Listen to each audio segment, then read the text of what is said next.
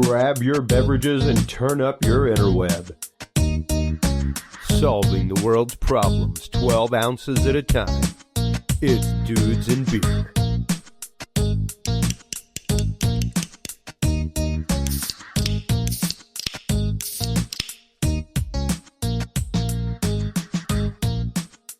Well, hello everybody, and welcome to episode 116 of Dudes and Beer.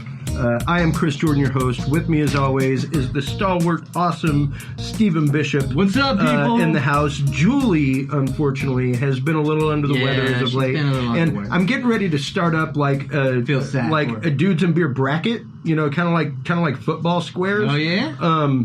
Where how will Julie injure herself every month? I know. Doesn't it seem like that? Yeah. I bet I could make some good money on that. She take action on that. So I'm going to try and figure it out where we can have some sort of like rolling pot where people win prizes or something like that. I bet I could win all of the prizes. Will she twist an ankle this month? Will she fall ill of a stomach ailment for a week or so? Oh, jeez. You know, these are the questions that we have to bear in those episodes. So in this episode, though, we're actually going to be talking about the science of sustainable brewing with the founder, head brewer, and chemist of Hops and Grain Brewing, Mr. Josh Hare. Welcome to the podcast. Welcome, Josh. Oh, hell yeah. Thanks for having me. Absolutely. Hell yeah. You know, it's such an honor to have you here. We were honored enough to be able to go to Hops and Grain for our 100th anniversary show. We loved it. It was great. We loved it. It's been a studio favorite beer since probably episode 4, the first time it rolled in to the studio. And it's been a mainstay in the studio ever since. So we love Hops and Grain. We love the fact that we get to have you on here today and hear some of the story behind Hops and Grain. So we're not just saying it either. It is our favorite. Yeah, like it's constantly in rotation. We've always got at least a 6 of Zoe and a 6 of Mosaic is my favorite. But the new River beer that's out is, you know, I'm a big lager fan. We were talking about that before the show. That's normally my go-to just for a kickback at home. And y'all have made a great lager. Now, before we get into the story of Hops and Grain, its founding, how you became so passionate about brewing, everything else, tell us a little bit about the new brew, River Beer by Hops and Grain. Yeah, absolutely. So River Beer, it's the name, hopefully, for most folks, communicates everything that you need to gather about this, right? Yeah. We live in a hot as hell area of Texas. Water is the best place that you can be, especially the 6 months out of the year that we get over that 90-degree barrier. And so for us at the brewery, you know, we constantly and this is kind of guilty pleasure and something we're not ashamed to admit, but we get some funny looks at. Coors Banquet beer from day one tended to always have a place in one of the refrigerators around the brewery, or many of our houses. Go-to lunch beverage, and it's you know, it's a beautiful beer. There's not a lot to think about. I remember when it came out, and it's funny that you mentioned Coors Banquet because it's one that people still think is like, oh, look at what they brought around, and it's like, no, dude, they brought that around in like '97. Yes, it's just like Shiner Strawberry Blonde is one of my favorite beers ever, and people are like, oh, look at what they came out with because of Redbird. It's like, no, look at what they relaunched 20 years later because the market is finally ready for it. Yeah. Like, literally, they were so visionary. They were 20 years ahead of the fruit beer market. Yeah. Yeah. You know, and like with Banquet beer, what always blew me away is, I mean, you want to talk about a marketing campaign that's probably one of the most genius tell me ever. about it. And still to this day, like that beer it exemplifies what I like, Rocky Mountain water. Oh, yeah. Malted, barley grown. The only way you could get more iconic is either the Budweiser Stallions, you know, or like Busch. Right. Like and I hate saying that, but literally whenever you think like advertisements, beer, you know, you're going to think, unfortunately, Schlitz Malt Liquor Bowl, you know, that's going to come to mind. But when you're talking iconic ad campaigns, Coors was right up there, man, because it was the cool Colorado Rockies. Yeah. The Banquet beer. Yeah. I mean, the name in and of itself. I saw a billboard down on on I-35 down like around Slaughter. It was literally all it said was just the Coors logo and then Banquet right in the corner. And that's it. Like an entire billboard. That's all you need to know about Coors Banquet beer. Yeah. And so for us with River Beer, it was kind of that same thing. Like, we want to make a beer that literally, when you go to the fridge, it's when you don't want to think anymore. Yeah. And you just want to grab something that you know is reliable and dependable. Right. Not, exactly. Like, that's what you grab. Like. And you drink it at 32.5 degrees Fahrenheit. Yeah. Drink it ice cold, put it on a cooler, take it out to the river. Well, and that's just it. That's what a lot of people, I think, culturally may not realize, number one, about the name. Two, about the culture of this area is the rafting. The going out to the river, the just sitting in the Pedernales Falls. Absolutely. Just literally just sitting there. Well, see, I think you're that's like not even on a tube, just sitting there near the falls. That's what this beer does. Is like when you read the name of it, it puts you right there. Yeah. Like, I mean, like you can kind of visualize, and you got that feeling. Oh, like, okay, I get it. You know what I mean? Like, well, and I feel bad for the states that don't have that type of river culture. Where like when you get into the river, it means you got to be ready to do something. Yeah. But in Texas, no. Like you rent two inner tubes. We just float for one person, and the other inner tubes for the cooler. Yeah, right. Well, technically, if you got not for my girlfriend, it's for another person. It's for the beer. That's for the beer. She better get her own damn tube. You're floating at like 1.1 miles an hour. Yeah, 6 hour float down the river with a cooler. Yeah. I mean that's exactly. So that's what this beer is for. Yeah, and it matches it perfectly. And one of the things that I love about hops and grain beer is I've yet to find one that, even as y'all get into your darker stuff and everything, that is heavy, that's truly, like, oh wow, like even I'm from Texas but lived in the Northeast for about 5 years, and it wasn't until I lived in the Northeast, and it was right up around when IPAs like really hit the market. The Northeast is huge with that, always has been, and it's one of those, like, some of them are so hoppy, some of them are so dry. It's like every one of your beers are literally designed to be drunk in the Texas sun. Yeah, they're designed to like have while you're barbecuing next to a 400-degree barbecue pit on a 100-degree day in the shade. Yeah, I appreciate you saying that, because I mean our whole MO on how we produce beers is we try to make beers that pair well with the next one. Yeah. And you know what I noticed about river beer that I just noticed? It has a good sound too. It goes like, yeah. And that gold lid. That gold lid. That communicates quality. It is iconic. Yes, it's iconic. Absolutely. And you find it on a lot of lagers. Yeah. So, I mean, down to the way that we describe it, extra fine quality. That's right. I mean, it needs. That's right.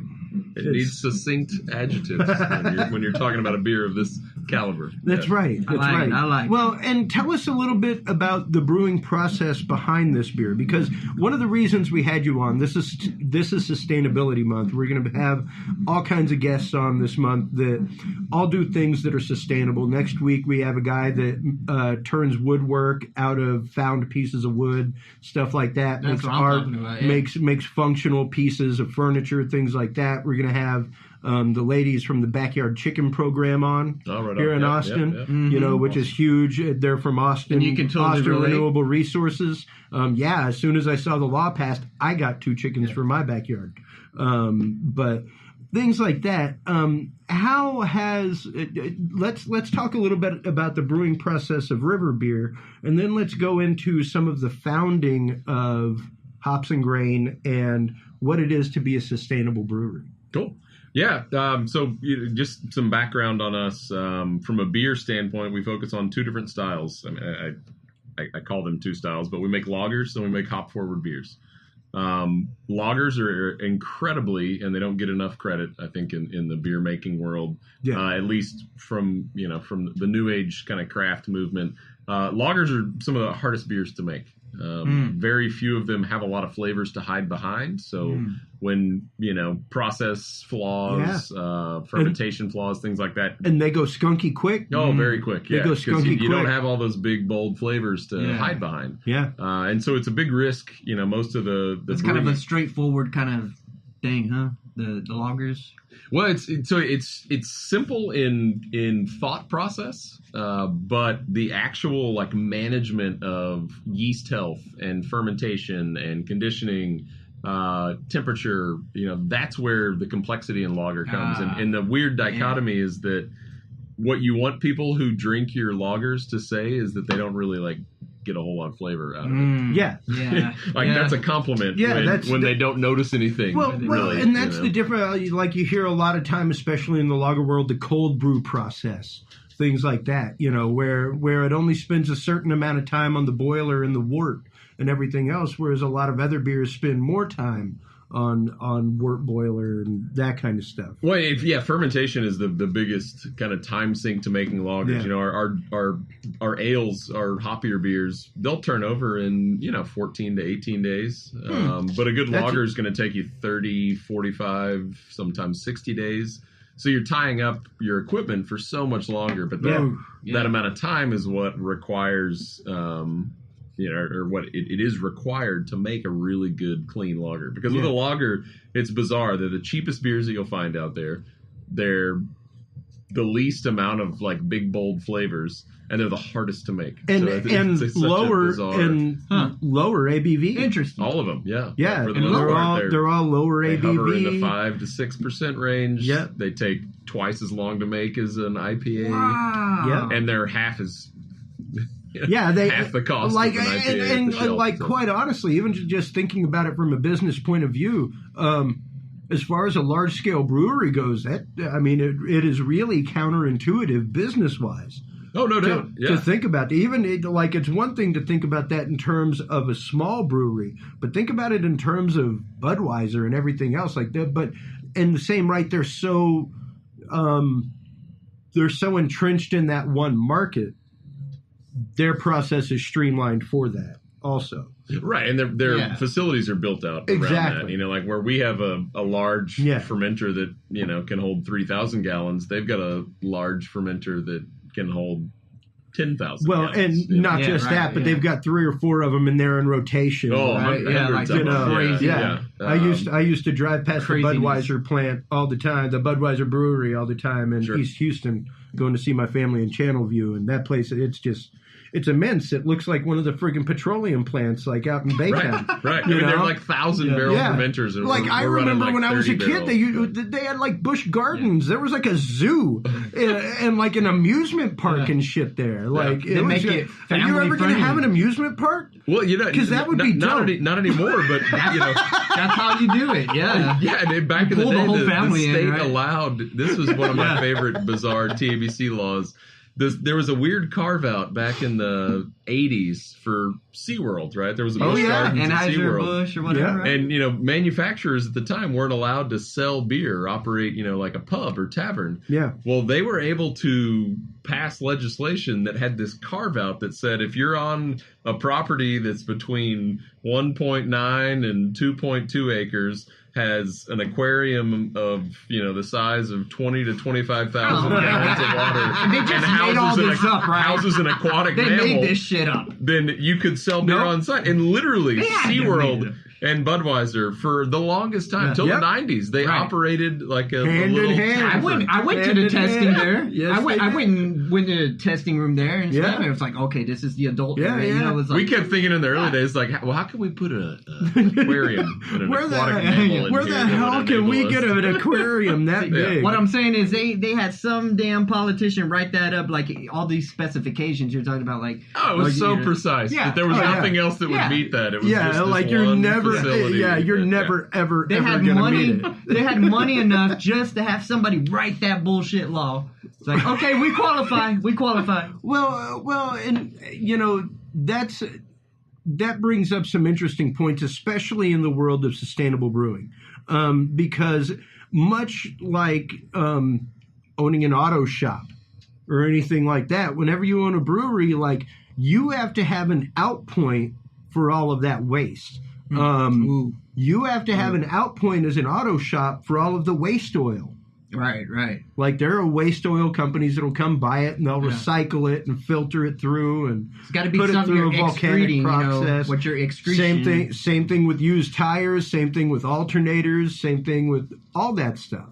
So, and it's kind of the same way with breweries, you can get fined if you aren't taking care of your waste properly. Oh, no doubt. And not just that, but you've got so many, like imagine the health concerns of a restaurant, folks.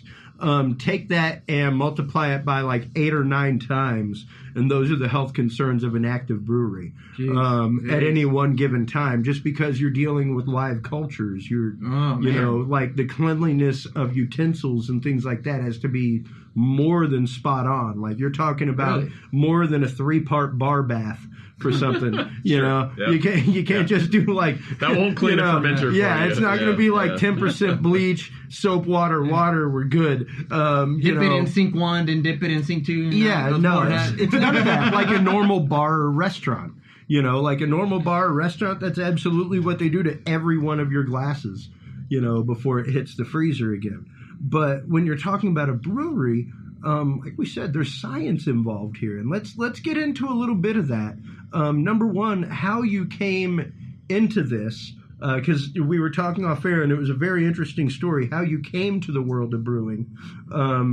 And let's talk a little bit about the founding of Hops and Grain and what it's all about.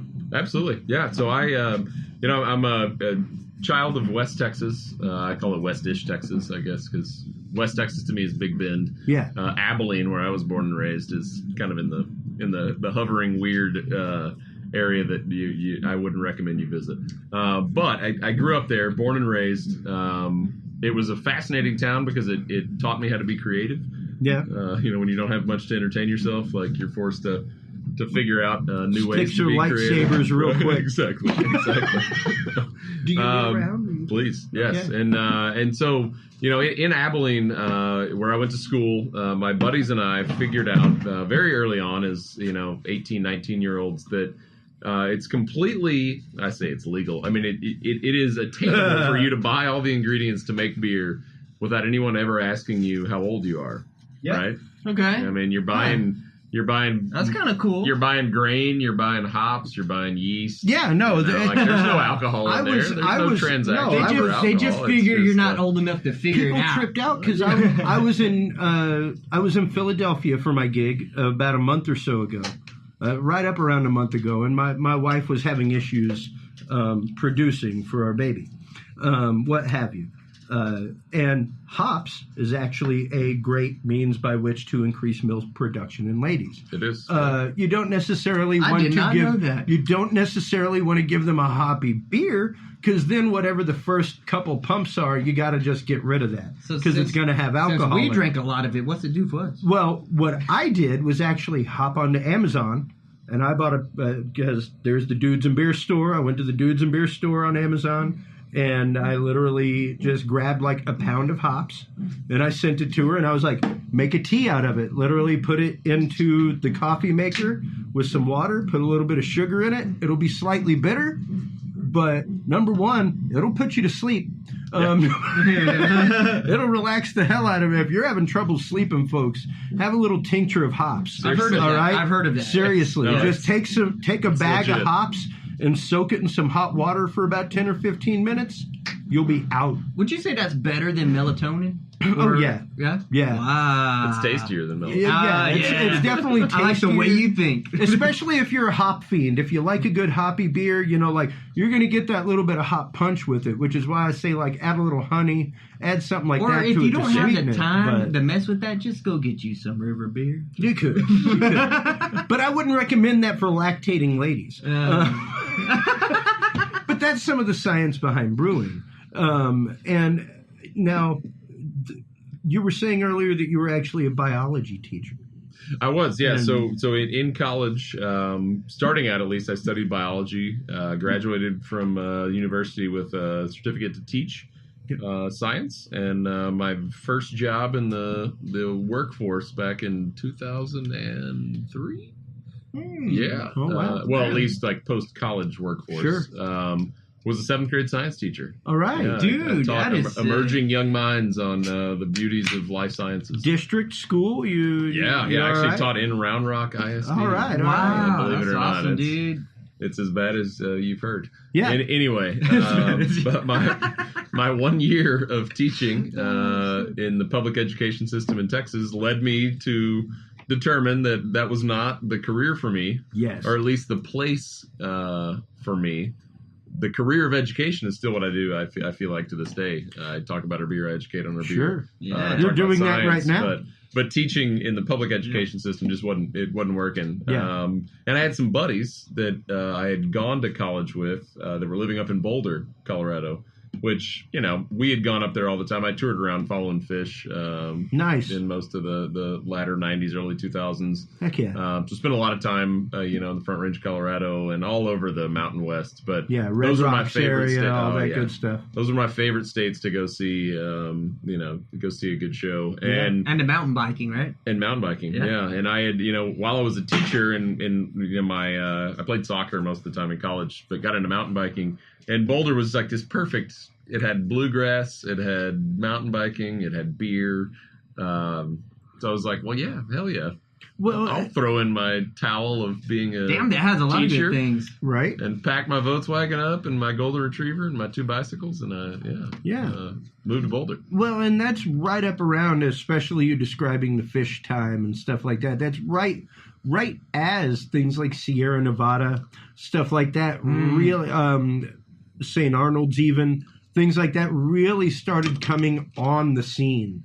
As far my as first Sierra breweries Nevada went. Pale Ale was at the parking lot of the very last fish show in Red Rocks when some kid got killed walking across the street in Morrison. The town just outlawed fish and said, "You guys are too big to be here anymore." Yeah, it was. oh my God. It was the same way with Grateful Dead here in Texas. Yeah, They were banned. I Thank saw you, Kay fish. Bailey Hutchison. I saw fish in '99 at South Park Meadows. Nice. Dude, you when it remember was an South Park actual Meadows? fucking venue. That's where I saw a And bunch of concerts. Now South Park it's Meadows. Now it's a strip mall of every major retailer. You got could ever Walmart, you got imagine. Target, you got the Roadhouse, Willie's Place, and all. Yeah. The Target. Yeah. And, it's interesting because right up around then was when I was moving up to Maine. That was the early 2000s. Okay. And that's when I was starting to discover other beers. Until then, even now, like Shiner Bock is a go-to to me. It's just a comfort beer. Strawberry Blonde is your fave, right? Well, I mean, it's literally one of my favorite brews on earth. Yes, I'm so glad that it's back, and at least as of right now, back in like the Ruby Redbird sense, where like it's back and back. It's not like out for a month and a half and then pulled off the shelves. Right. Seems to be fairly back, but did you have their Chameleon cold brew? Collab? I have. What did you think of that? I think it's a little too far. Okay. I think it's a little too far, and it's one of those. I'm not opposed to breweries experimenting. Sure. Okay, but there's definitely something to be said about stick to your niche, stick to what you know. Yes. Like I was saying, it blows my mind that there's a place here in town that brews nothing but sour beer, and I guess there's a niche market for it. But I guarantee you'd make a whole lot more money if you brewed something other than like 4 sour beers. Dude, you know what beer's out there right now? Have some sour beers. It's definitely your niche market. It's some cool stuff. I can't personally like sit back and just like, a sour beer. Right. I love a good ale. I love a good cider. And I wasn't a cider fan until I moved to the Northeast, and there's a lot of good cider up there. Yeah, I think a lot of really I feel good like the Hill cider. Country is starting to make some. They're starting make to some headway on they're cider. starting to pick up on it. They're starting to pick up on it, and it's because we do have. I've seen quite a few pear ciders and things like that coming out, and it's because we do have the Bartlett pears. We do have that kind of stuff here. Yeah. And we were talking before the show about how people think that Shiner Strawberry Blonde is something new in the market. It's like, no, they actually just rebooted a beer that they came out with 20 years ago that was so ahead of its time that it just didn't sell right. Like round 2. You didn't have apricot IPAs and stuff like that in 1997. Yeah. It just didn't exist, and that's right up around the time that Coors Banquet came out. They went to the throwback, and it's interesting just to look at that whole cycle. It's right up around when Sierra Nevada came out. There was a big shift going on in the industry, and for me, their Chameleon cold brew, I loved the team up of the local and the local. I thought it was a great concept. Chameleon's great too, man. Chameleon is some bad to the bone. Hey Josh, coffee, have man. you tried this beer called Red Bud? I have had it. Yes, yeah. What'd you think about that? I think name nailed it. You couldn't have come up with a better iconic. I don't think Chris has tried it, but no. Wouldn't you say it's a peculiar type of beer? Right? It is, yeah. And that style of beer seems to have somewhat of a cult following, maybe. That really, Berliner Weiss. Yeah. But again, to your point, I have a lot of respect for the subtlety and nuance of making really good, clean, complex sour beer. Yeah. But I don't go home and sit down and crack open four. That's one that I'll definitely get. When I go to the brew house, man, I'm definitely going to get one in my sampler. Yes, no, I'm going to get one in my sampler. I'm going to see what it's all about. Right. I have just yet to, and quite honestly, it was the same way with Guinness. It was the same way with wine. Sure. Until I spent a semester in Rome, I did not like either. And half of it was because every single time I had a Guinness, it was poured to me ice cold at 32 degrees. Yeah. And believe it or not, folks, it's better slightly warm. Yeah, leave it up to America. And it's because chill it down way too far. It's because it's not kind of right? Most people also don't know that a proper Guinness tap is 20% nitrogen. Right. That's why you push the tap handle back, is to engage the nitrogen at the end to give it the sweetness, to get rid of the bitter. Well, there's a science. Yeah. There's a science. And it's funny because Heineken, to me, in the bottle, it's skunky. Not as skunky in the can, but on tap, oh my God. It's great. Totally different. If you're on an airplane, Heineken get a can of Heineken.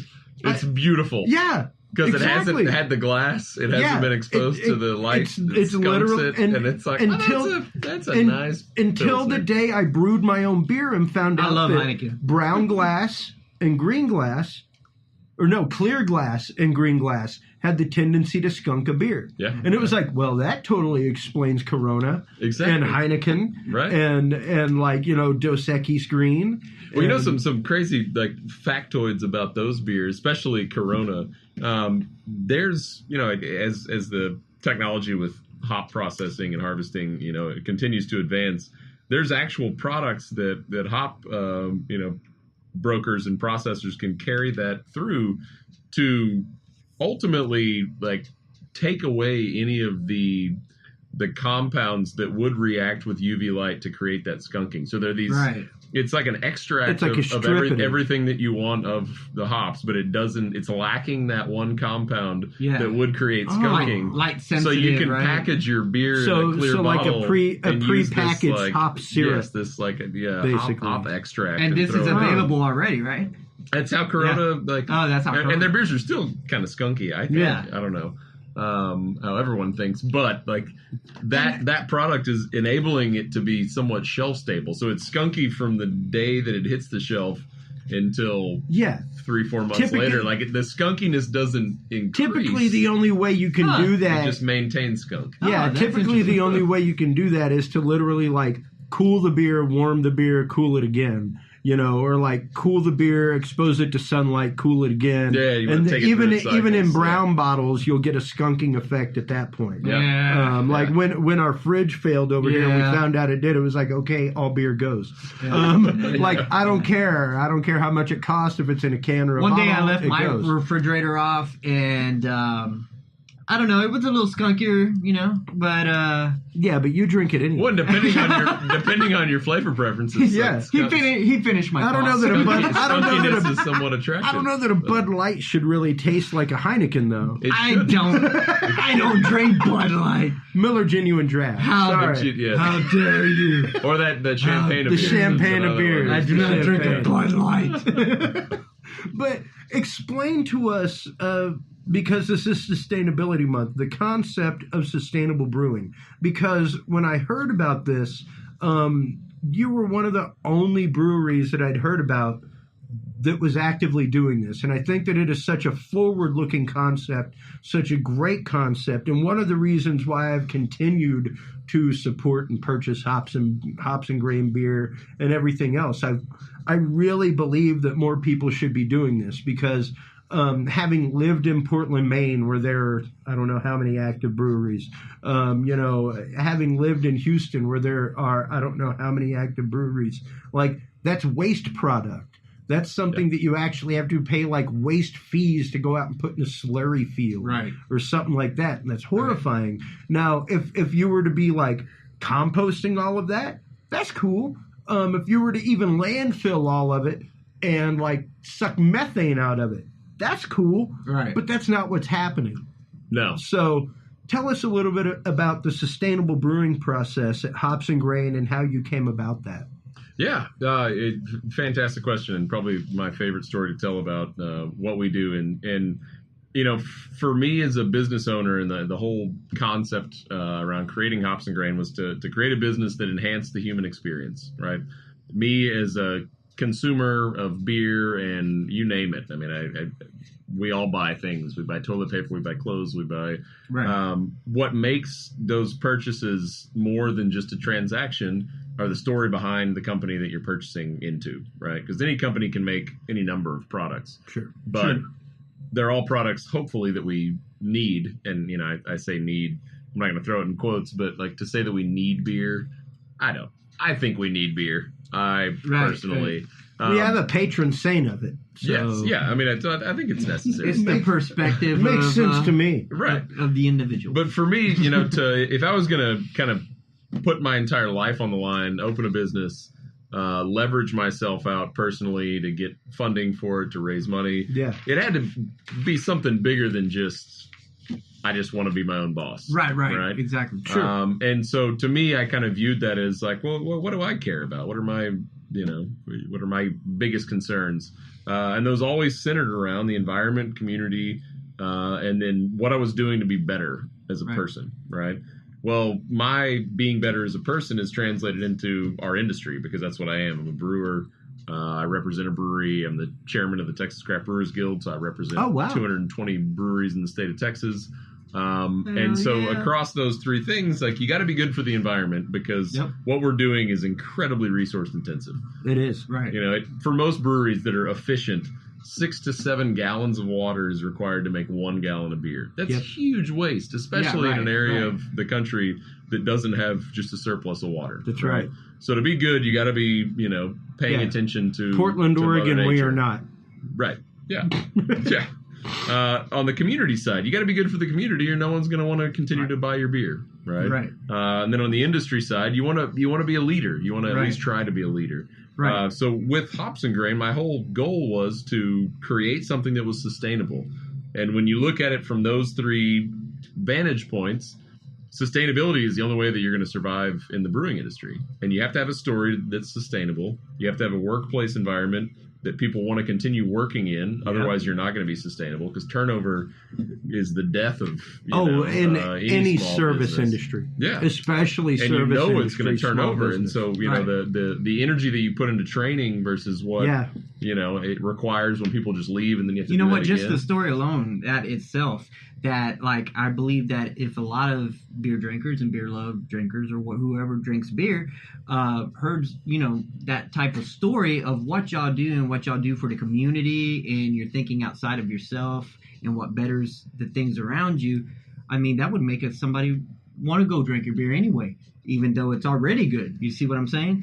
Yeah, that ultimately is our hope, because we want the message of sustainability to be a piece that we deliberately threw it out there up front, and that puts us on the hook to own up to it. Yeah. Right. Yeah. So if you don't talk about it, then there's no incentive or requirement for your staff to actually live up to it. Yeah. But if we talk about it, then we have to match that. Well, and I say that all the time, not just on this, but on my Talking Sound podcast. Until the day that you put it on a calendar, you can blow it off all day long. Yeah. Because it's not staring you in the face on the daily that by this date we have to have this done. Mm-hmm. Once you put it on the calendar, you have manifested it. It's real. You got a timetable now. Yep. And it's the same thing until the day that you make it so, until the day that you make it, this is the mainstay, that we will do this. It's not the focus. Yeah. It almost becomes real when you write it down. It is real when you write it down. Yeah. Yeah. And that's the thing. In your mind, Yeah. but it's real once you write it down, and then at that point, you go with it, Yeah. Follow that out. Yeah, and it kind of my guiding philosophy, it almost centers around a story. And sorry, I'm going to get a little crunchy here. No, for a second, go for it. Do it. From just an existence standpoint, right? The life is about the journey. It's not about the end result. It's not about the finish line. It's not about any of that stuff. Yeah. And one of my favorite, Zen parables, it's about this, the Zen master who was training, this young understudy.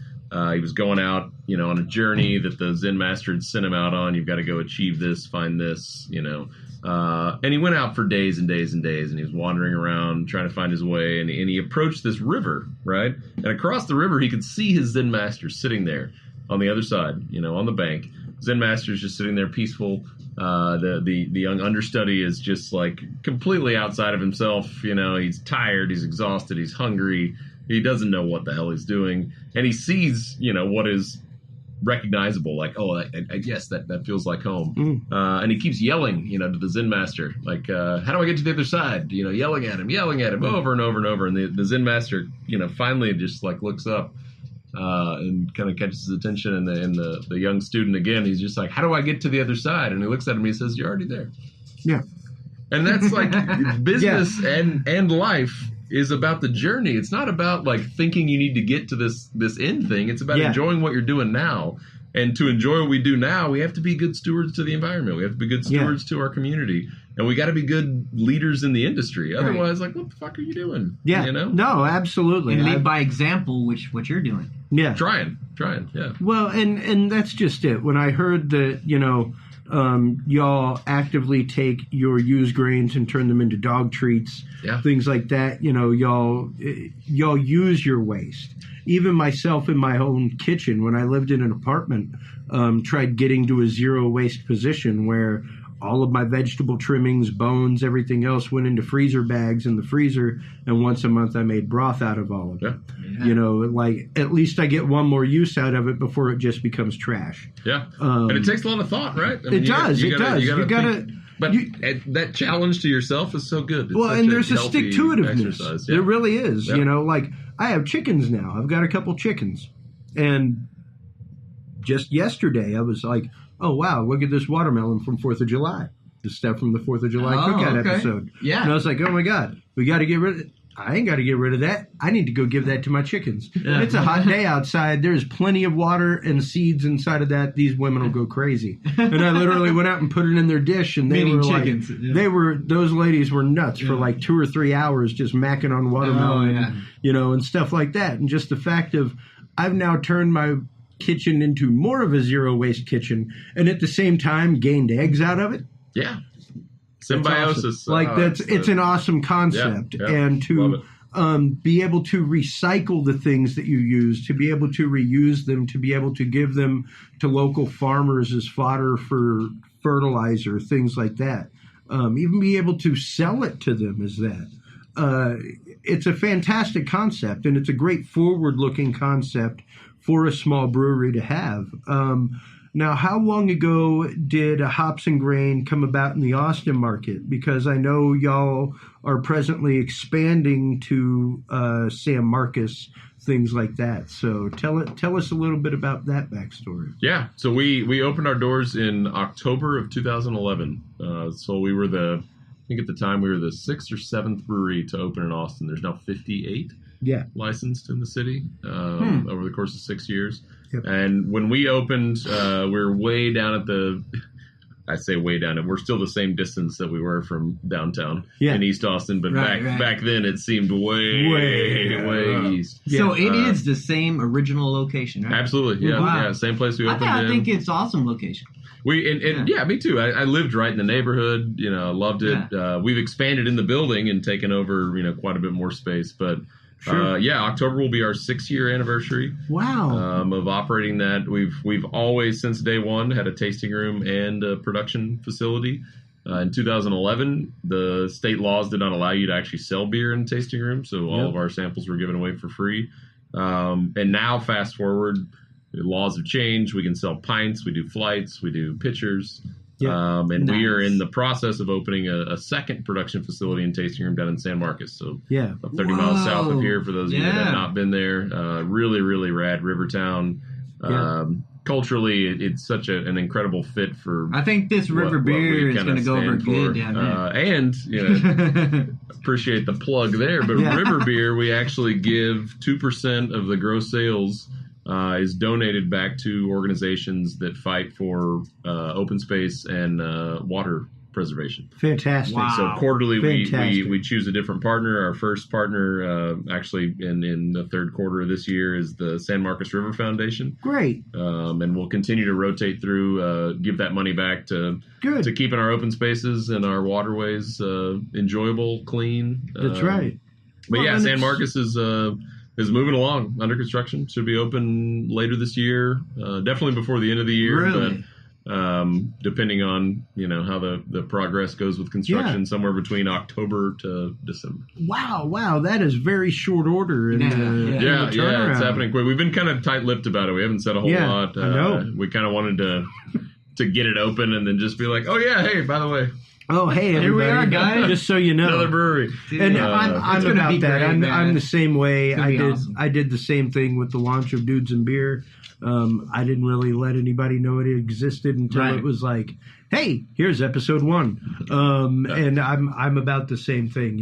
It's about letting everybody know at the same time that this awesome new thing exists. Yeah. And so... I mean, just speaking about the laws and stuff like that, how has the new law for tap rooms and things like that? Y'all are of course with the new facility because you already had permitting and everything else. Y'all are grandfathered with that. But did the new law regarding tap rooms in Texas actually pass through legislature? Did that actually go through? It did. It passed through in a form that wasn't it wasn't the same language that was originally written in that we vehemently opposed originally, and still to this day we did not support it. But it was a really interesting. For us, we kind of understood where. Our opposition at the legislative level is the wholesalers, right? Yeah. So while we are partners, we require distributors to get our beer out on the market. At the same time, when we go, every 2 years in Texas to the legislative session, they are our number one opponent because their goal, and I get it, they own businesses that are 8, 9, 10 generations, old, and they're trying to preserve their position as wholesalers, right? But the unfortunate piece is that the evolution of the craft beer industry across the United States has far outpaced the reality that they're trying to continue to live in. Right. They're still trying to exist in this post-prohibition, environment where Texas, they control. You've got the big hitters, and that's Texas the ones, full blue law exactly. environment. Yeah. Meanwhile, Texas, we throw out the slogan of we're open for business. And it's like you can't ignore this anymore. Small business friendly. Well, probably the best representation of what, our entire country is fighting for, which is manufacturing jobs, bringing manufacturing, back to local communities. Partisan, politics aside, that is the core of what our country kind of exists on, right? Well, beer exemplifies that so much because it's made right there, it's sold right there. Yeah. But wholesalers are not really keen on this concept. And you're talking about a good, decent-sized brewery employing a good 70 people. Yeah, you know, I mean, we're a something small like that. brewery, and we employ 21 people. Yeah. You know, and we're Exactly. a small piece, you know. Yeah. The big ones have lost sight, you know, of like the morale of it, you know, kind of. Yeah, and it's more the wholesalers that have such control over this because they don't want to see their role as the middleman being taken away. And so us being able to, you know, pour a flight of beer or a pint for a customer that comes into our tasting room, they believe that is a pint that was taken away from them in sales. Oh my God. But what they fail to understand is that customer experience and that tourist draw, that person goes to the nearest convenience store or grocery store and buys the beer that they just sampled at the brewery. Yeah, you're not losing and guess anything. who just distributed that to that grocery store or convenience store? A wholesaler. So we're growing their sales on our own dime. Yeah. And their concern is that we're getting too far ahead of ourselves, and we're disrupting this. This is my favorite delicate term, system, the sanctity of the 3-tier system. Is the way that they like to describe it. They're choking it off like so bad, man. Yeah. So it's led to legalese. And this, especially this past legislative session, was a real eye opener, I think, for a lot of folks. Yeah. And you know, for one reason or another, either it's just that, you know, social media has gotten a reach far enough at this point that this session people finally realized it, because we've been dealing with this bullshit for, I can't tell you how many years, like 15, 20 years, but there was never that medium to tell people about it. You know? So we never had the customers rallying behind it. And so it was all just us being super frustrated. No, it was always bar gossip. Yeah. It was always just bar gossip that you heard the owner talking about or stuff like that. Because when this just recently came around or whatnot, it was huge on social media. And it's the Craft Brewers Guild of Texas. We got over 15,000 signatures. Wow. Yeah. In opposition to this legislation. Right. In, I mean, a matter of no time. No time. We had over 8,000 in less than 48 hours. I mean, that's a pretty turnaround. Substantial number of opinions against. That's when social media works against the maker. and that's what's been so wild with watching the legislative, progression in Texas is, as social media becomes a more powerful and valid, noise and engine, more people now, I mean, just in 2 years, hundreds of thousands of more people know about what's going on in Texas than they did 2 years ago. And it's no different than what was happening 2 years ago. No, exactly. It's just my wife and I have that conversation all the time, is what's actively going on in society right now. All of it. Every bit of it, from police shootings to everything. Is it actually more than what used to exist? No. Or is it just the fact that we now get the Poughkeepsie Journal online? Yeah, exactly. And we now know actively what's happening in Poughkeepsie on a daily basis. Yeah, exactly. And it's because, we actively know what's happening in Poughkeepsie. It's not like there are more crimes. That's what happening. I tell my family. It's just we're more older aware. Generation. It was always there. It's just that now we get this information like almost instantaneously, Well, like so quickly. Well, which we've said on this show is a good thing and a bad thing. There's the plus side of it, and there's the minus side of it. Right. Because unfortunately, you have the minus knee-jerk reaction side of it. And a bunch of people that go extremist, a bunch of people that go, anti-government, anti-legislation, all kinds of stuff, which, I mean, even you as a business owner, I'm a business owner, like there's got to be some legislation. Whenever there's a positive, there's got to be a negative. Yeah. There's got to be some kind of regulation. It's always a flip side. But is it the extreme legislation that we're talking about? Is it the extremity to which, where it's like, if you're selling under this many barrels, you can't do that? And it's like, well, there's only one way for me to sell that many barrels, you jackhole. Yeah, let me green up that. Goddamn, dude. Like, give me a goddamn chance. And guess who's going to sell most of that beer for us? You. And like, literally the only way I can sell those barrels is through you, unless it's in my own tap room. And you're not going to pick me up as a distributor until I sell so many barrels. So it's a catch-22, And if they were it's two catch-22s tied together. Tied together. Is what it is. The real kink in that is like, their view is like, that's our role. We're the middle tier. We handle the brand building and well, none of you are going to pick up a brand that has no. Actually, I'm pretty sure my PR people. Right, yeah. Like if you have no accounts and you're a startup brewery, no distributor's going to hire you. They're going to wait until you've spent a bunch of money. They're looking at the numbers. Building your brand, and they're like, okay, cool, now we'll take like, that. You gotta be showing a certain how much number. quicker you could get to that point if you could sell beer to go out of your tasting room. Right. Yeah. And folks could come in and sell sample something and take a growler yeah. home. And get like the reality of them actually coming to the brewery to buy beer every time they buy beer, that's nonsense. I mean, most of us are not like in the middle of the city. We're on the periphery. Yeah. And if someone comes in and has a tasting and they enjoy a beer and they're like, cool, can I take a 6-pack home? Absolutely. And we sell them a 6-pack to take it home. Well, then however long it takes them to get rid of a 6-pack, let's call it 1 day, 4 days, whatever. And then they're ready to buy more. They're not going to drive back to the brewery to buy that beer. They're going to go to the grocery store. Yeah, they're going to go to the They're local going to add it to the shopping list. Right. And they're going to go guess who distributed that beer and who's making that money. And the only reason why that money's being made is because we expended the effort on the marketing side to bring them into our tasting room. Yeah. And that's like I said, it's two catch-22s intertwined together. Yes. And it's a dirty situation, quite honestly. It's a very sticky widget to be involved with, and I'm glad that y'all expanded when you did. I'm very glad that y'all expanded when you did, because of course your existing tasting room would exist under grandfather, but I'm very, very glad to hear that your San Marcos tasting room will exist under grandfather as well because of that. That's, I think, a huge, huge bonus for you guys. And that's dope, just the fact that it does that to so many up and coming brewers is to me, I don't know. It's definitely a hindrance of commerce. It's definitely a hindrance of business.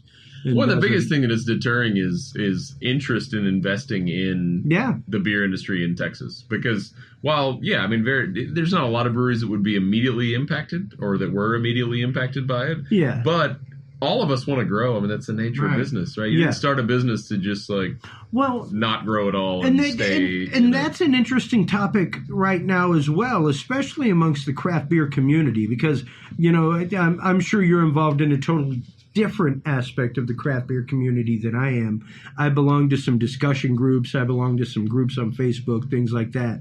And there are so many people that are upset about, I remember when people were upset about Shiner Box signing the distribution agreement with Coors years ago. But they fought tooth and nail to say, we will not distribute that much. To distribute what you're asking us to distribute would be to compromise our product, and we don't want to do that. No. So we want to stay in a small batch atmosphere, and we want to keep it on a limited distribution. And I thought that was great of them as far as the maintaining of their brand and everything else. But even, speaking of Houston breweries, stuff like Carbach and things like that have been bought out recently by major distribution. People are worried that it's going to compromise the product, that it's going to take something away from it. Where do you stand on that, and where are you as far as that process goes? Would you submit to that process? Because I mean, hey, if somebody came up and wanted to make an acquisition deal for HC Universal LLC, I might highly consider it. If you want to make an acquisition deal, hey, it's all for sale. Indecent proposal. You want this? A couple questions I heard there. One, the nature of an acquisition that's happening all the M&A activity in craft beer space is huge right now. So in Texas in general. Or not in general, but in specific, Revolver and Carbach, have both been bought by larger strategic partners. I think where I see the biggest flaw with everyone's argument that quality is going to suffer, it has nothing to do with the quality suffering, right? I think what you gain access to in a strategic partnership like that is tools, resources, and analytical, equipment that enables your quality to increase. But where people's view on quality decrease is coming from is the footprint that brand ultimately is exposed to. So say you're acquired by a Miller Coors, right? And you only sell your beer like us. We sell 95% of our beer in a 50-mile radius of Austin. And say Miller Coors bought us and they wanted us in 6 months to sell our beer across the entire state. Yeah. Well, they have all the tools at their disposal to they can ensure make it happen. Shelf stability, but no amount of tools will guarantee that your beer is going to travel 300, 400, 500 miles and sit on a warm shelf and be as good as it is when it, regardless of the number of pieces of equipment that you have or any of that stuff. So it's not a lack of quality. Or the refrigeration truck. Exactly. Right. So it's not that you don't have access to quality, and that's what happens with an acquisition. That's bullshit. I don't buy into that. Yeah. Same here. The other piece, as to what is our plan. One, like I don't. My goal for Hops and Grain has always been for Hops and Grain to outlive me. Right. I don't have children. My wife and I have no plans of having children. So at some point, if I want this thing to outlive me, I can't keep doing it forever. Right. But my goal has been, and I continue to exercise this model, is to find people that work for us, that have a passion, that want to see Hops and Grain get even better and bigger than it is right now, but that can also put in their, ideals and expertise, personality, flavor, and make it even better than it could be if it was just me. Evolve it to the next stage. Exactly. And so, the acquisition that I'm looking for is, a partner that either just, is our employees that say, hey, we want to buy this thing from you. Yeah. And then I do that. Or it's another partner that has resources in the way of sales, marketing, but also buys into and agrees to this whole succession plan of the employee part. Yes, every layer continues to make it better and better and better. Yeah. And the fact that we've been able to sell as much beer as we have in our local market is huge because we can continue to expand. I've seen y'all grow just in the time from episode 4, the first time that Hops and Grain ever made its way to the table here at Dudes and Beer to now. Right. Don't ever open that away from the mic. Oh, sorry. Let everybody know you're drinking. It's all good. We're proud about it here. But I've seen it go from the point of going to certain liquor stores in town to find it. At first, the gentleman that was here, Fitz, would bring it with him, stuff like that. And then I found it at a few select liquor stores. Yeah. And then one day, the Valero by my house started carrying it. Yeah. And I was like, oh shit. Yeah, you're like I was like, you got issues right now. Hops and Grain is like a fucking normal now. I was the one that convinced them to start spending the extra buck to get the Mosaic in. Yeah. And I was like, I'm telling you right now, if you've tried the greenhouse and you've tried the Zoe, like you got to get the Mosaic, dude. Like, I'm here to tell you, I'll buy a 12-pack a week off you straight up. And I buy a 12-pack a week to go to my studio every Tuesday night. So, like, I did the same thing with Shinerbach years ago in the tiny town of Mamou, Louisiana, where literally I went around to every single store owner and brought them a bottle of Shinerbach because they'd never, ever heard of it. Yeah. And they had to go through, like, their liquor distributor to find it. That's, like, it was before they were distributed by Coors. And Mamou was one of the first towns in Louisiana to have Shinerbach because of it. And we're going to do a Fat Tuesday there, aren't we? Yeah, I intend to this year, yeah. So, I mean, it was one of those, like, when I found Hops and Grain, it was like, wow. It's not often that I find a beer that really defines something for me and really is like a go-to. I mean, I've got so many. Definitely a go-to. I've got so many go-tos in my life as far as music and TV shows and things like that. But to find something other than the Coors Banquet or the Coors Light, the just like go to the corner store and buy it. Corner store by my house carries Hops and Grain now. So, I just buy Hops and Grain. I'm typically buying Zoe or Mosaic, one of the two. Like, it's just the fact of it's a good beer. And see, what I want listeners to know, too, is that, like, what we just said in this episode is that not only are you drinking good beer, but like what Hops and Grains does with their sustainability deal. Exactly. I mean, you can feel good while you're drinking it. You know what I mean? Yeah.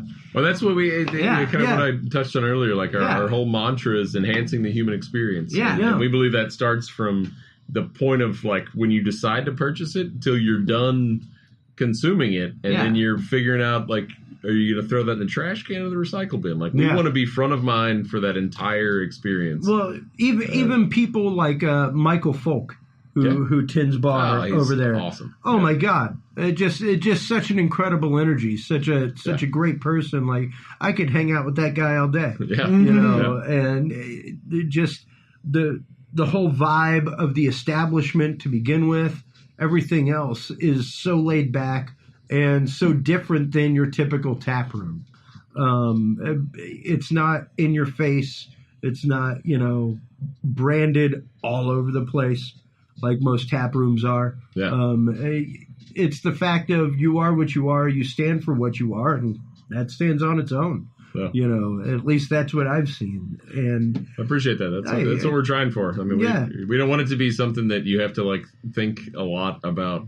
Like show up to Hops and Grain and it just feels right. Yeah. Now check this out, Josh. Our folks are. Have you ever tried making something and it just didn't come out right? Quite a few times. Yeah. that's small business ownership. well, not just that. That's just brewing. Yeah, if you're making everything right the first time, you're fucking up. Yeah. No, there are a lot of batches where it's like, okay, I'll finish this batch off because I'm not going to brew it and not finish it.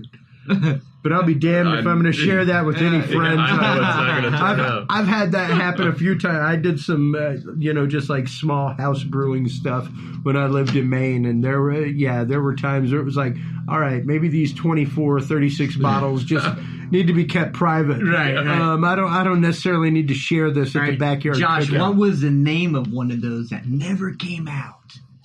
So it's funny. When I first started brewing beer, I had a buddy that I went to college with who his sister had given him a homebrew kit for Christmas in hopes that, whatever, he would take this thing up. And anyway, we all went to college and he never did that. But he's like, hey, man, I got this kit. Got this Mr. Beer. It literally, it wasn't a Mr. Beer, but it was like a mini mash setup. Okay. Can of malt syrup. And it was a Guinness clone. Yeah. And he was like, it'll be great. So we brewed that beer. No, and it wasn't that great. Incredible, honestly. Really? Yeah. Like the beer just turned out fantastic. We drank it literally like the day that it was ready. And then he's like, all right, we need to do another one of these. And he's just like, you need to go to the, find a homebrew shop. Well, this is Abilene, Texas. There's no fucking homebrew shops. I mean, there's more churches per capita in Abilene than any other city in the United States. Homebrew shops are not a part of that equation. So I just did some searching and found Austin Homebrew. Called them up, told them like, hey, I just made this Guinness clone. It was fantastic. I want to do another one. Can you guys, set me up with this? And they sent me the ingredients. And we brewed it, and it was terrible. And it's not their fault. It was just purely that I didn't know what the hell I was doing. Really? It still had alcohol in it, but that was the beginning of what has been a long series of like, you think you know what. The minute that you think you know what you're doing is the minute that you screw it all up. Yeah. But if you can kind of acquiesce to like, I am a student in this whole process of being a better brewer. I'm going to let these. Then you make great stuff. I'm going to let these living critters just do what they do. Yeah. And I was confident and arrogant, and that beer turned out just terrible. Now, how long did it take you to get to the point? Because you said that you brewed in college, all that kind of stuff. How long did it take you to get to the point where you moved to stage 2? Because there's stages to brewing technology, and there's the Mr. Beer, like, hey, I got a 5-gallon of cider going in this Home Depot bucket in my spare shower. There's that, and then there's the next level, where you start buying siphons and carbox and things like that. And where did you make the leap from Mr. Beer to the 5-gallon bucket to Carbox and stuff like that? So it started out like I just described in college. It was just super simple. All we were trying to do was just make the strongest thing we could possibly make. Most alcohol. Yeah, right? Flavor out the door, subtlety out the door. We're just shooting for 8%. We just need booze, right? We're just shooting for 8%. Right. This is like late 90s. Take away my eyesight. And then I pretty much got rid of all of it while I lived in Boulder. Moved back to Austin. Again, wasn't home brewing, wasn't doing any of that stuff. And when I was working in the running industry, especially running retail, and I decided, like, man, like there's a thing that needs to be connected here, and the whole is the Austin market. There's no, at the time, like literally Live Oak was the only brewery that was open in the city of Austin. Wow. Really? And then Real Ale. Like Independence wasn't open. Because Celis had gone out. Yeah, years the before. Bitter Inn. I don't know if any of you remember the Bitter Inn. Yeah, I do, actually. They were open. They actually burned down downtown, which is, I don't know if you remember that location right next to the B-side. Anyway, that all happened while I was here. So there was one brewery in that brew pub, right? And, just kind of like... This is like roughly 2011. No. Before. This is like this is like 2005. Okay. Yeah. 2005. Like way back. And so, just continuing to like go down this path of just like, what is this thing? And these beers are good, and how are they doing this? And then I got into retail, and that was kind of fun and cool. And then I decided to do beer, but I didn't decide to do beer because I was a home brewer that everyone told me that my beer tasted great. I decided to do beer because I had a background in biology, and I saw a hole in the market. And my experience was in supply chain management and, the customer experience, hospitality. I was like, there's a way to bridge these tools that I currently have to create a product that's unique to Austin. And even more than that, it has a unique market that we're going after, which is people who like to live like a vibrant, active lifestyle and drink at the same time. Yeah. Like, it wasn't just fitness folks. It wasn't just like, we're going after healthy people like Michelob Ultra. Yeah. Like, no, we played disc golf. We played regular golf. We mountain biked. We wakeboarded. We did all of that shit. Afterwards. But we drank beer. Sometimes afterwards, sometimes during. Yeah. Sure. And so that was kind of, for me, that was when I decided, all right, like I'm not going to be the one that's just brewing beer all the time. That was never the design. But I knew I wanted to do it first. Because I feel like in any business owner that decides to open a business, if you don't know how the inner workings of your business operate, you're never going to be able to hire good people. Right. Yeah. And I knew I needed to know all of the nuts and bolts of how a brewery operates. Yep. Because then I would at least be able to. I wouldn't necessarily be the expert in every field. But you'd know someone's But I would know enough. Yeah. I could talk to you about it, and I can pick out your bullshit if you're. So that was kind of the thing for me. Like, I love creating. I'm an artist. I'm a liquid designer. And so from the get-go, did you have a protege under you? No. No. I hired a guy that actually, he worked for the company that manufactured or fabricated our brew house. He was an installer, and he came down and he was super frustrated because he was going all over the country installing new brew houses, helping the brewer brew their first batches of beer, and then he would fly to the next job and never get to taste like any of the beer that he was actually like never get to actually see his children. And so I pitched him a job, and he came on as kind of the expert in the mechanical workings of our brew house. I wrote the recipes, I turned all the valves. I made every liquid drop that we did for the first good chunk of our business.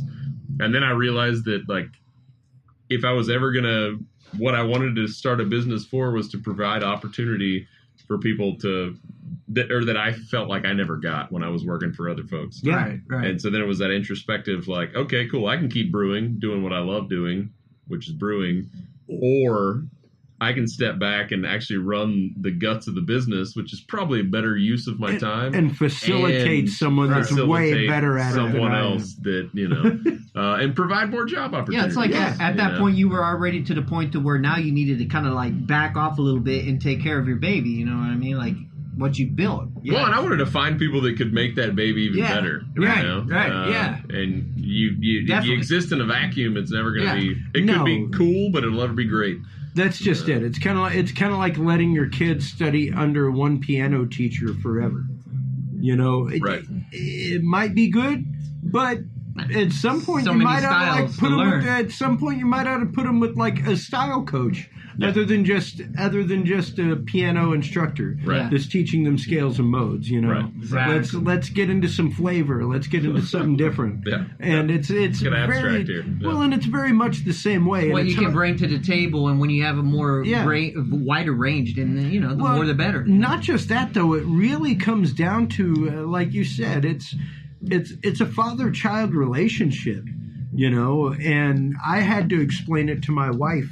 All of a couple of years ago when I started parting out parts of my sound system, because I had like a good 2 or 3 sound systems at one point, depending on what kind of show I needed to put on. And now I've basically got enough to, you know, push a band in a venue your size, you know, something like that. Just if I wanted to go out and put on a show, that's what I got. Yeah. And she was like, well, I don't understand why you have such a hard time selling all this. And I was like, you got this. This is like my babies. Like each one of them, dude. Like these are rigs that I built, like purpose built for something special, and for me to part them out, it's like telling somebody, okay, sure, you want a part of my kid. Right. You just know, want a leg. Like, you know, like, hey, he's a cool kid and everything, but if I could just, like, get the left arm and left leg, that'd be cool. I just want part of your brewery, and it's Josh, like, not all of it, just part of it. You know, and it's like there's this vision there, and there's this thing that's happening, and to sacrifice or compromise that. Yeah. You know, and it was hard. It took a long time for me to part that stuff out, for me to get rid of it, and for me to let it go, because it was something that I had built. It was mine. But at some point, business-wise, you do have to get to the point. Like I'm to the point now in my career where I'm doing more project management and things like that. And I truly defer to the people that I bring into a show, because I brought you in because you are an expert in this field. I brought you in because you do video mapping, and that's all you do. You know, and I understand video mapping. I grasp it.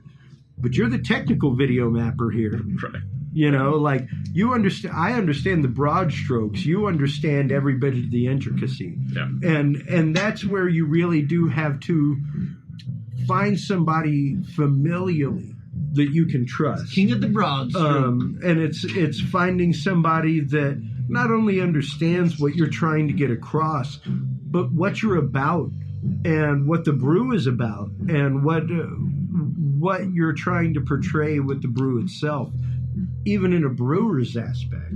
Yeah. You know, how is that for you as a business? Because like I said, I've finally gotten comfortable with that years later, kind of disseminating that responsibility and letting some of it go.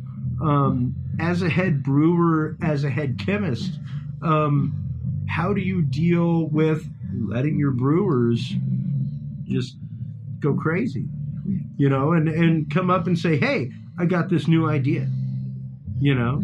Yeah, no, it's a balance, you know, for sure. I think the unique piece about running a brewery is that, at least a brewery like Hops and Grain, is that, you know, our bread and butter is consistent quality production.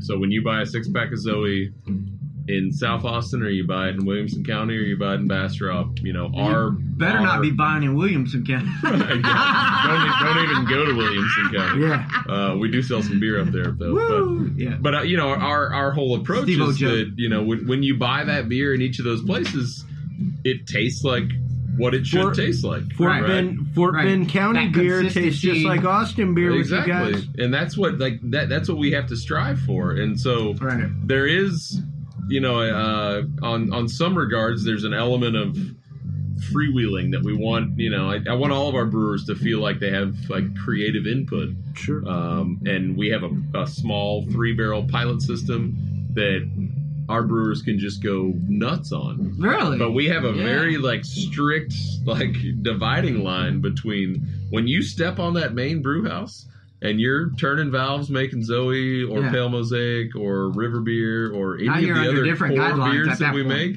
that beer better everything. You better hit every number. You better. So you are, you know, I say it's an artist. You know, because it's hard. It's hard to understand how to manage that equipment. Well, this is not a computer software that we run it on. That's why these are manual movements. It's a science. You know, it's a science and an art, much like mixing a band, anything like that. It's delicate parts of certain things going in at certain times. You got to understand your inputs, your raw materials. But it's not automated. It's a manual. It's a manual process, like you're saying, Josh. It's like, you got to, know what you're doing, know when to turn. And that's where, like, know when to do that. We expect, and I expect. I mean, I hold our brewers to a very high level of accountability, and they crush it.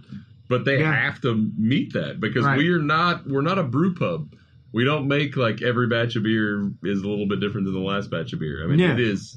We are brewing like 15, 16 batches of beer a week and turning out, thousands of cases of beer every single week. And that stuff has to be, regardless of whether it was packaged last week or 4 I can weeks say ago, I have maybe had a variant of Mosaic since I've been drinking it. Maybe. Yeah, and we're guilty. We're not perfect. And I remember specifically it was stuff where Fitz would come in and be like, okay, we've been playing around with some stuff. Things like that. Yeah. Where it was a test batch, that kind of stuff. Yeah. Other than that, anything I've ever gone out and purchased at a store, anything I've ever gone out and gotten on tap somewhere, which tap to me is always like at least a good 15-20% better than anything in a can. That's how beer is supposed to be served.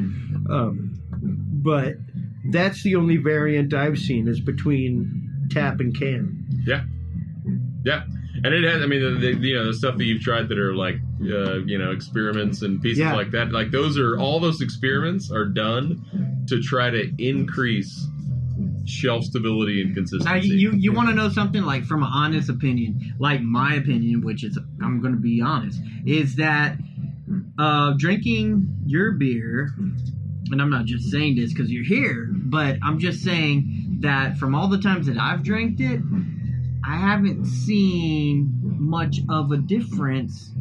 Like you're saying, it's consistent. Whereas if I drank a whatever other beer, probably the big brand name beers, I do have that difference. Like, oh, it's not that great. Like it was great last week, but but every time I get your beer, it is and I already had it in my mind what it's going to be like because I've already had it, and it's like, there it is, So there's that consistency. Yeah. Well, and that's part of the, like I said, the science of brewing.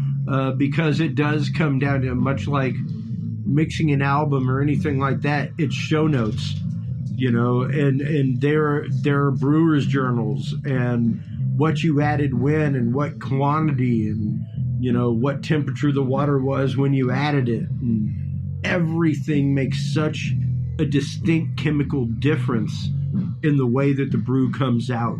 From the time that you add hops to how long it's been in there, to what kind of hops, what blend of hops. Oh, I got a question for Josh. Is there an ingredient that y'all have that you won't reveal? We don't talk about yeast at all. Yeah. Yeast? That's the piece that we don't ever discuss. We'll chat with people about malts that we use, grain bills. Yep. We talk about dry hopping quite a bit. Something about yeast. But our specific, because the yeast strain that we use now is not proprietary necessarily, right. but I mean it's very. We have managed it, manipulated it in our own lab, and the way that controlled. The way that we carry out our fermentations with that yeast is wildly unique to the way that most people would. So that's the piece that we don't really talk about. And that's kind of like your gold right there, huh? Like your. And we'll tell people what we do with our water, how what hop additions we do, malt bill.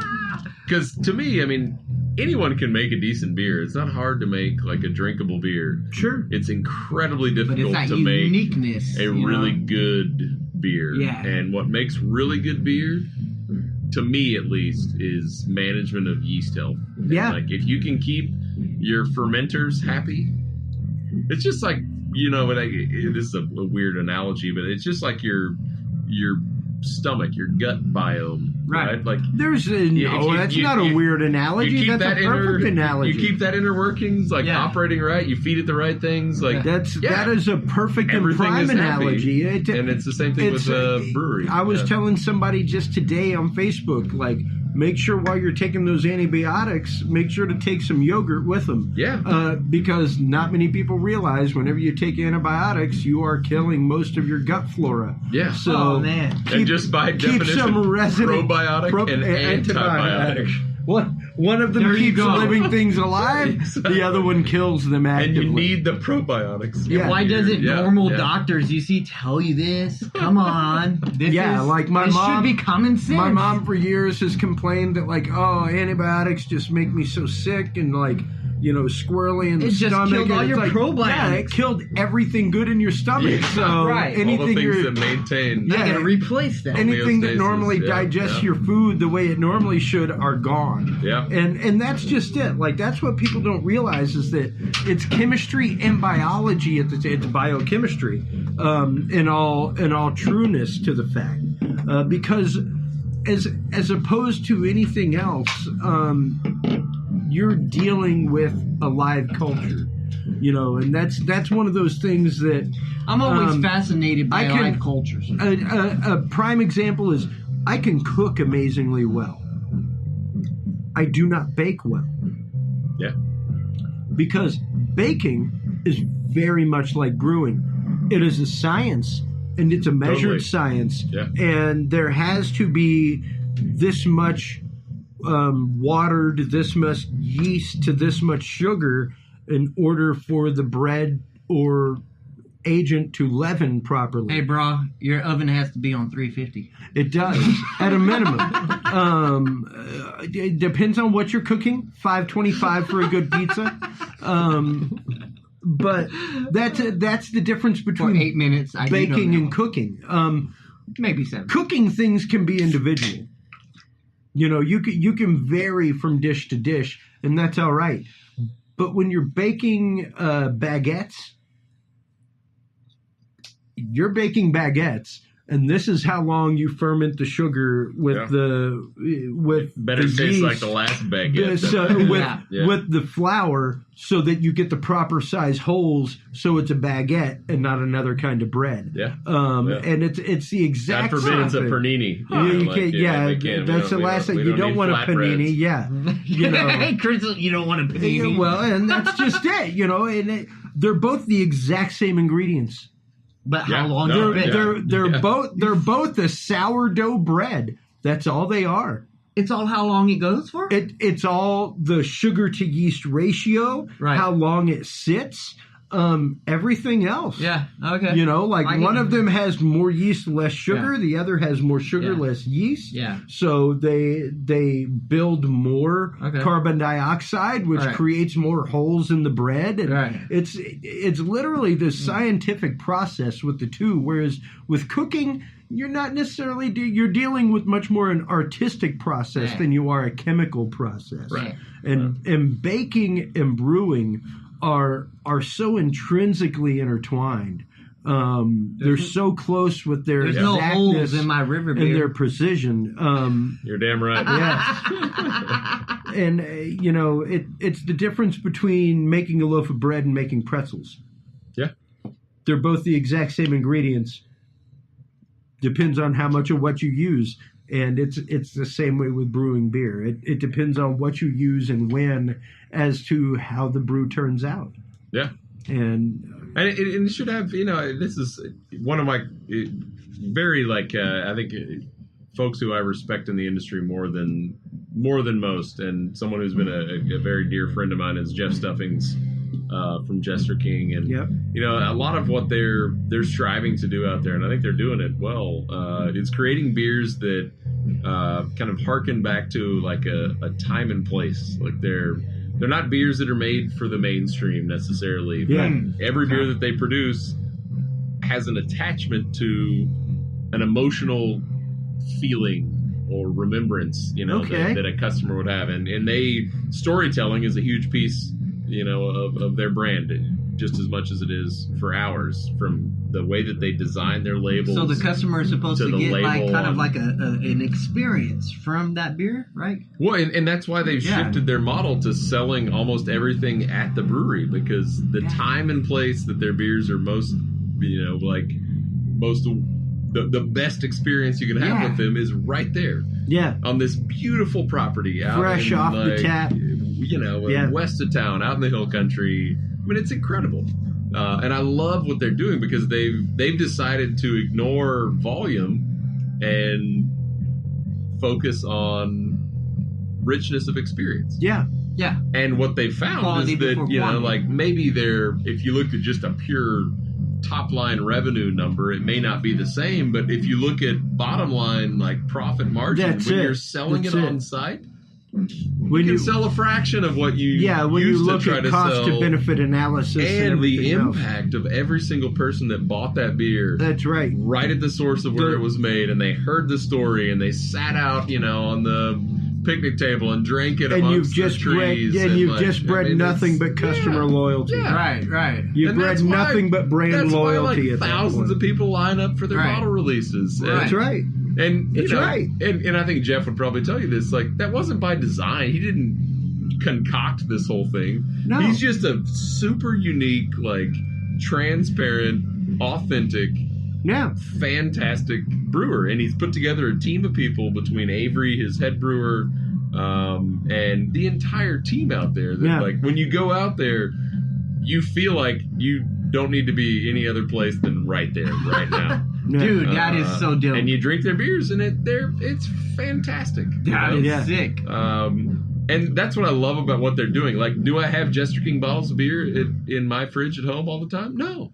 But that's not the gist of it. That wasn't the whole point, When I do, it's like it's an incredible experience. Yeah. And you can taste, literally, to me at least, you can taste the experience that you have out there, not in the raw form that you would get it, but you buy their beer and you take it home, and if you've ever been there before, it brings it back to you. Yeah, it takes you right back to that. And that's what I love about what they're doing, because it's intentional. Yeah. Too many breweries just come up with some, like, off the cuff, like, this is what we do. And that's just it. And that's one of the things. That is a science to that. That's one of the things that I have loved about you guys, the brews that y'all put out and everything else, is that, number one, good God, it's taken you this long to come out with a lager.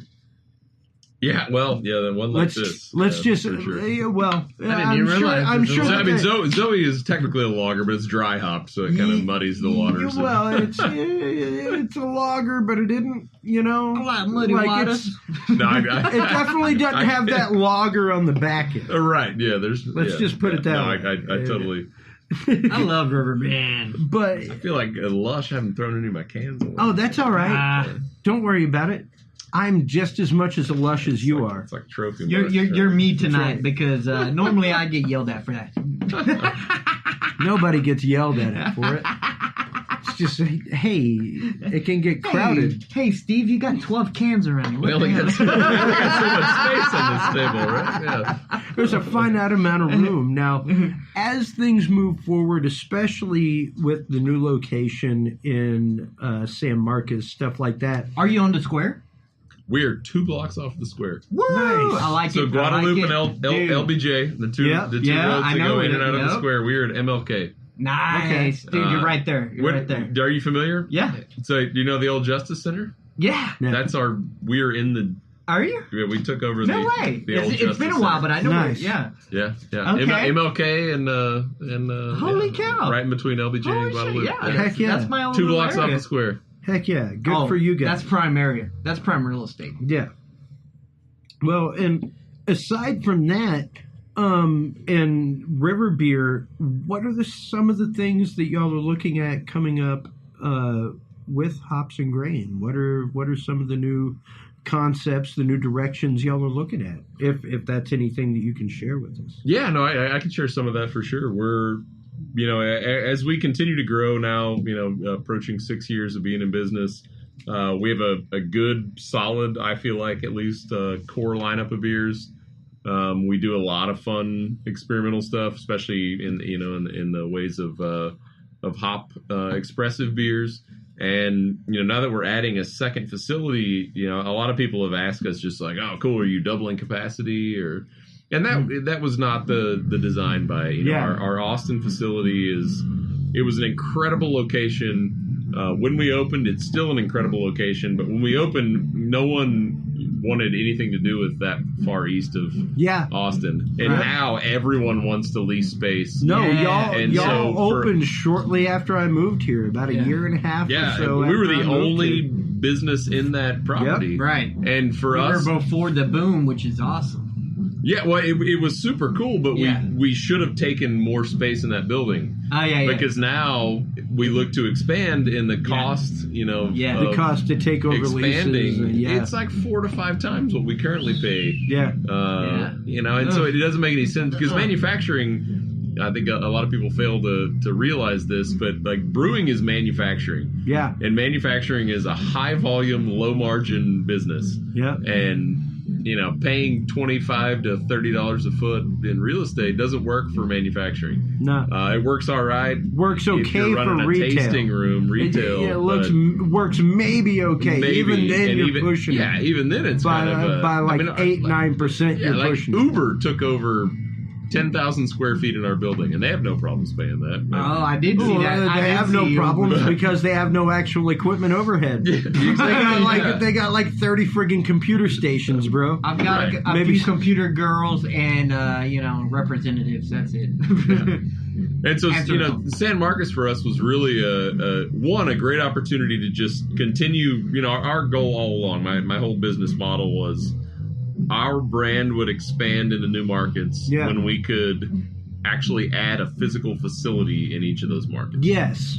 So we're not the model of like we're going to build one central facility that makes all of our beer and then distribute it far and wide. Right. We're going to expand on multiple small put these little hubs production out there, facilities, but every one of those facilities will actually make beer. Right. That's the difference. Now, they're not just retail outlets.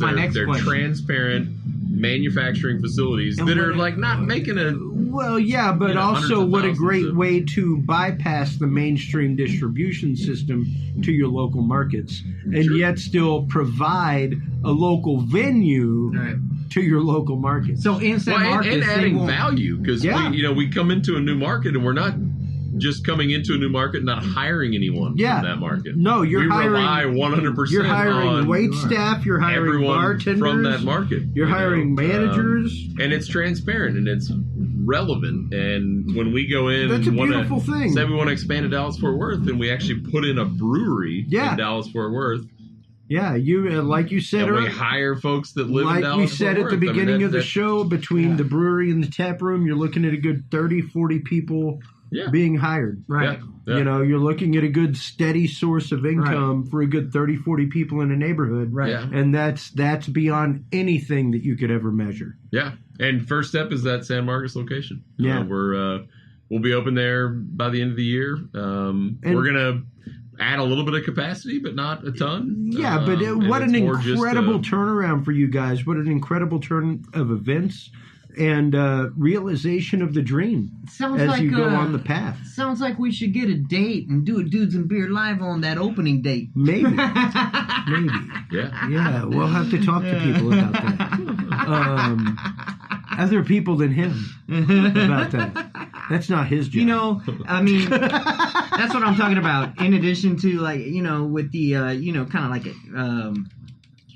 the world thing, helping the, environment and all. But, you're helping people with jobs, the community with jobs and stuff like that. That's more than enough reason on a different level to back it up. You know what I mean? Hello, stop the big man from, limiting people that are trying to succeed in the world with little businesses that are trying to up and come, but you have bigger things that are trying to push you back down. It's like, hey man, we're trying to help, dude. You know what I mean? And that's the idea. And I see that from Hops and Grain trying to help. And it's like that. I think is the idea behind sustainable business in and of itself. It's the fact of you're coming in, you're providing an outlet, a means for jobs, a means for public education about a topic, and at the same time providing a service to your local community.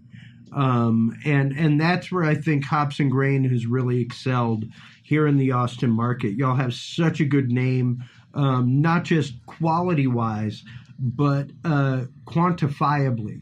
As far as a location, as far as people that I know that have worked there that truly, truly love working there. They are passionate about working there. Like you said, finding people who believe in what you're about and carrying that message, carrying that mission forward, whether it's the Austin location, the original location, or locations to be.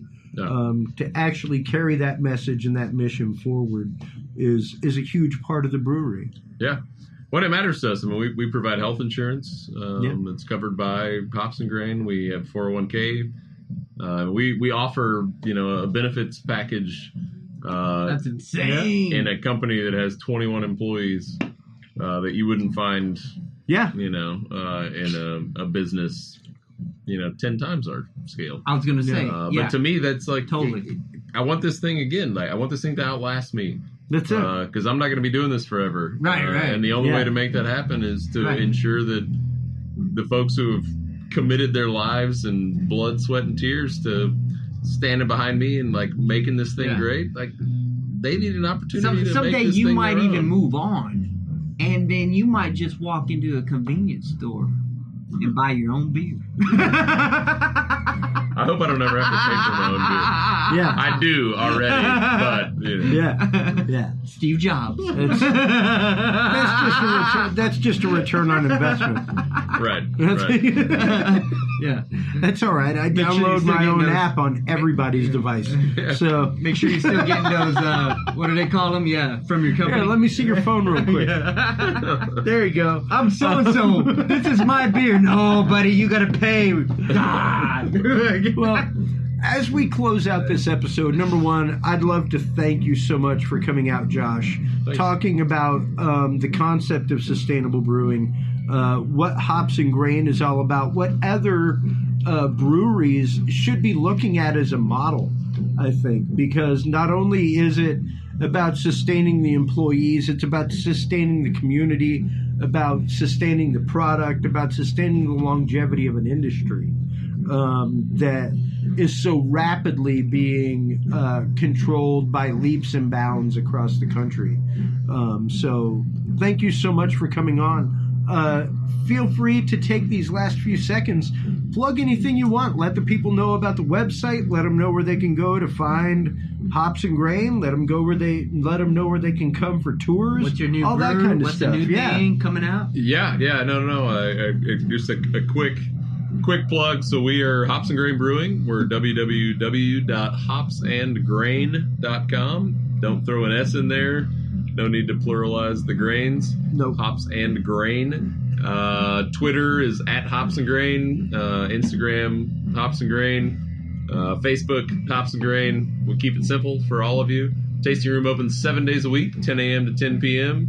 And if you want to get into some of the more nefarious characters of our business, you can go to hopsandjosh.com. That's where I bitch about all the things that happen. The hidden in website. The 3-tier system and the angers that Josh has with, all right. what's happening in the market. So I am visit down. hopsandjosh.com. I'm going to be checking that one out. I'm going to be checking it out, dude. You'll see some of that. Because I should start chrisandudesandbeer.com. Yeah.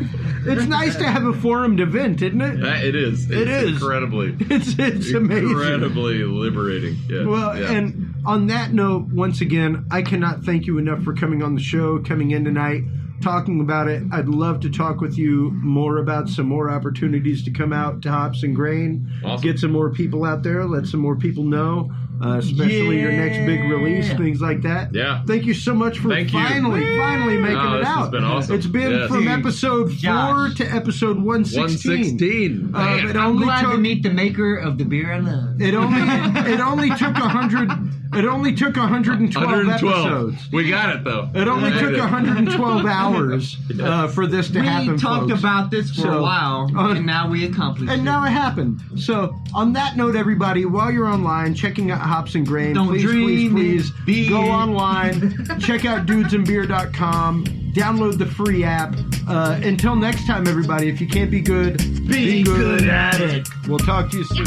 Thanks for listening to this episode of the Dudes and Beer Podcast. To listen to our audio streams and chat with us live, download the official Dudes and Beer app for both Android and iDevices, available on the Google Play and iTunes markets. For more episodes, content, and information, visit us online at dudesandbeer.com. You can also find our episodes on Spreaker, SoundCloud, YouTube, Stitcher, or your favorite podcast service. Dudes and Beer is a proud member of the Revolution Digital Group family of podcasts. Thanks for listening, everybody, and until next time, drink responsibly.